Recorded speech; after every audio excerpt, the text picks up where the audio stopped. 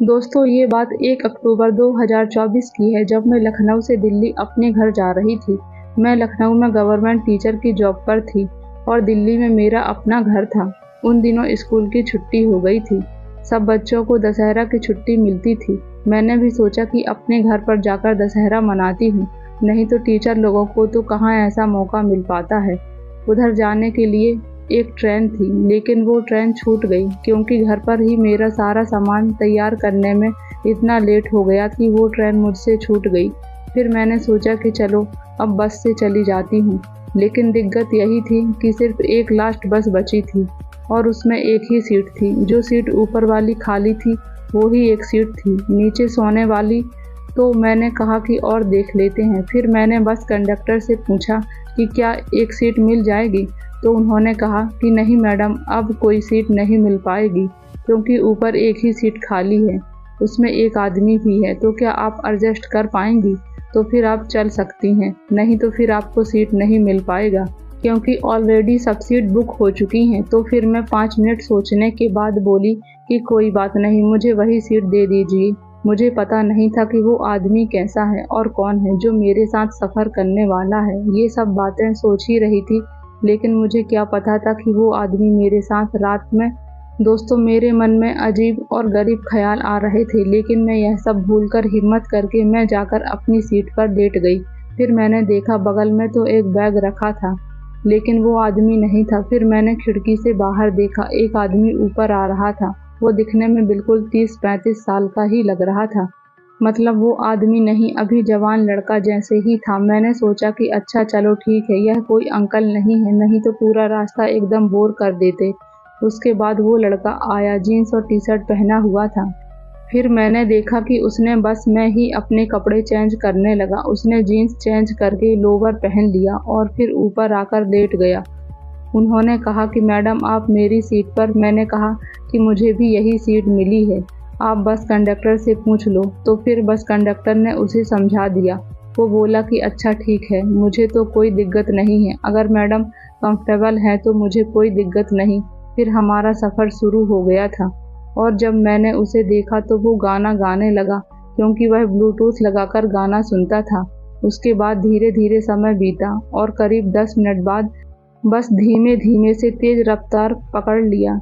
अब sleeper bus में तो ज़्यादा लोग एक ही सीट में नहीं होते हैं, 2 लोग होते हैं। दोनों आपस में ही बात करते रहते थे, लेकिन हम दोनों के बीच अभी तक ऐसी कोई बात नहीं हुई थी जिसे कोई गलत समझ सके। लेकिन फिर भी मैंने देखा कि वो आदमी जैसे जैसे रात होती जा रही थी, धीरे धीरे मेरे पास आता जा रहा था। मुझे पहले तो अजीब लगा, लेकिन मैं चुप रही। फिर मैंने सोचा कि ये क्या हो रहा है, कहीं मेरे साथ कुछ गलत तो नहीं करने वाला है। मेरे मन में बहुत सारे ख्याल आने लगे और फिर मैं सोचने लगी कि अब तो मैं इसको 1-2 थप्पड़ मार दूंगी अगर उसने थोड़ी सी भी और बदतमीजी की। तो फिर मैंने देखा कि 5 मिनट बाद मेरे थोड़े और करीब आने लगा।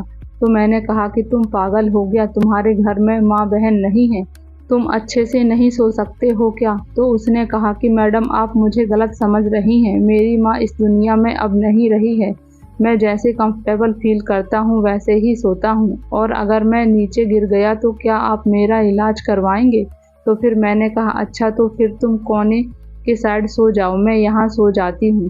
तो उसने कहा कि ठीक है, आप सो जाइए। इतना बोलकर वो कोने की साइड सोया और मैं जब किनारे सोई तो जब भी बस तेज चलती तो मैं उसकी तरफ खिसक जाती थी। फिर उसने कहा कि देखिए, ये कोई बात नहीं होती, अगर कोई लड़की कुछ गलत कर दे तो समाज को कोई गलत नहीं मानता, लेकिन अगर कोई लड़का किसी लड़की को कुछ भी गलत कर दे तो सब लोग उसे मारने पीटने लग जाते हैं। लेकिन ज़रूरी नहीं कि हर एक लड़का गलत हो। वो बोलते हुए ऐसे लग रहा था जैसे कि वो अच्छा लड़का है, लेकिन मुझे क्या पता था कि उसके दिल में क्या छुपा है।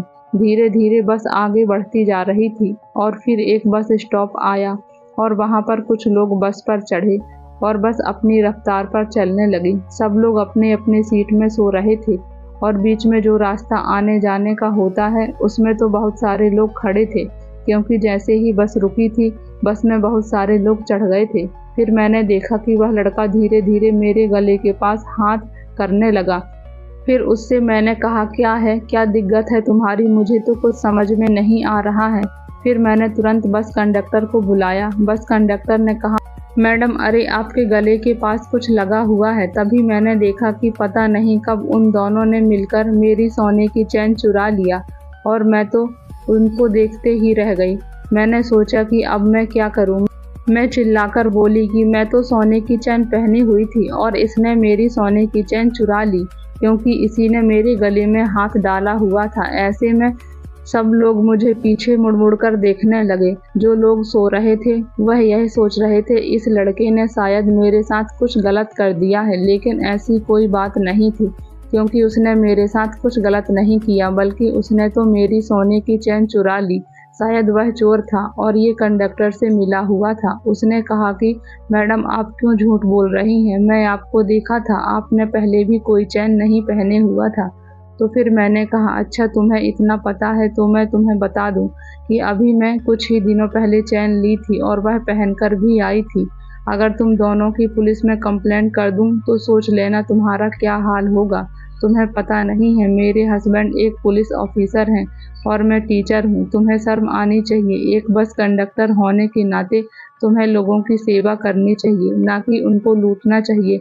मैंने उस बस कंडक्टर को बहुत सुनाया। इतने में जितने भी लोग बस में बैठे हुए थे सब लोगों ने मिलकर उसको बहुत मारा। बाद में जब सबने चेक किया तो फिर उसके पास जेब में सोने की चैन मिली और फिर चैन लेकर मैंने कहा, मुझे इनके साथ इस बस में नहीं जाना है। मैं वहीं पर उतर गई, लेकिन जैसे ही मैं उतर रही थी मुझे मेरे अंदर डर लग रहा था, क्या पता क्या होगा, क्योंकि रात बहुत थी और मैं अकेली लड़की सुनसान रास्ते पर उतरूंगी। लेकिन मैंने हिम्मत कर लिया था उतरने के लिए, लेकिन मैं अभी भी अंदर से बहुत डरी हुई थी। जैसे ही मैं उतरी तो मैंने देखा कि बस में जितनी भी सवारी थी वो सब उतर आए हैं और बस कंडक्टर से अपना पैसा लेकर मेरे पास खड़े थे।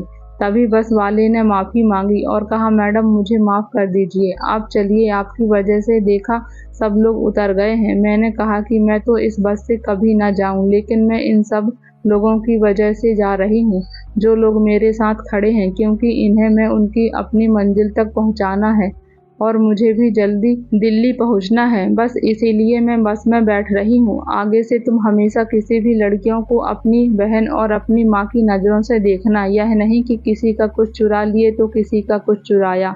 चोरी और बदमाशी यह सब की माफ़ी कभी नहीं मिलती, इसलिए हमेशा अपने काम को लेकर ईमानदार रहना और कभी भी एक मजबूर लड़की को कभी भी अपने जाल में मत फंसाना। तुम सोच भी नहीं सकते कितना पाप लगेगा और तुम्हें कितना दुख झेलना पड़ेगा। फिर हम सब बस में बैठे और बस धीरे धीरे अपने रफ्तार पर चलने लगी। फिर मैंने देखा कि वो जो लड़का जिसने मेरी चैन चुराई थी वो ऊपर की सीट से उतरकर नीचे बैठ गया था और फिर वो मुझसे नज़रें नहीं मिला पा रहा था क्योंकि उसने काम ही ऐसा किया था। मैं भी उससे कुछ ना बोली क्योंकि उसने बोलने लायक कोई भी काम नहीं किया था। फिर बस जैसे दिल्ली आई मैं उतरी और जाकर ऑटो पकड़ी और सीधा अपने घर पर आ गई। मेरा दिमाग बहुत ही खराब हो गया था। मैंने कभी सपने में भी नहीं सोचा था कि मेरा सफ़र ऐसा कटेगा। वह तो भगवान का शुक्र है कि मुझे सही सलामत सोने की चैन भी मिल गया और मेरे साथ कुछ गलत भी नहीं हुआ।